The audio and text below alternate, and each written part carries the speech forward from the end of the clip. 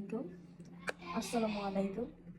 কিছুদিন আগে tasty treat থেকে ফ্রুট কেক নিয়ে আসছিল খাওয়ার জন্য।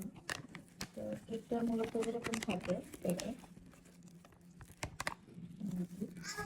একদম প্যাক করা থাকে, পলি দিয়ে র্যাপিং করা থাকে। তো আমি খাইতে নিয়েছি, হঠাৎ করে ছোট্ট একটা মাছের মতো কি জানি পড়ছে।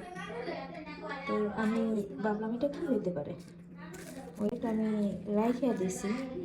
তো পুরোটা ভাঙ্গে দেখি, দেখেন এটা কি, এটা কি বলে বললা, বুমরালি বললা নাকি, এই পুরা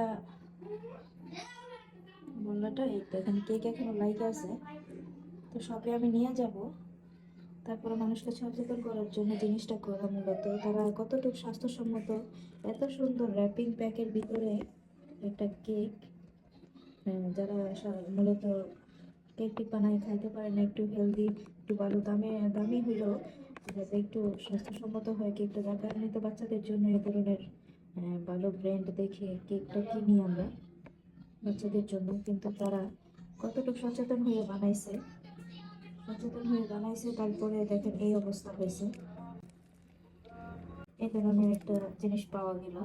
তারপরে আরো কি যে তারা করে সেটা একমাত্র আল্লাহই ভালো জানে। একদম ক্লিয়ারলি দেখা যাচ্ছে কিনা, এই যে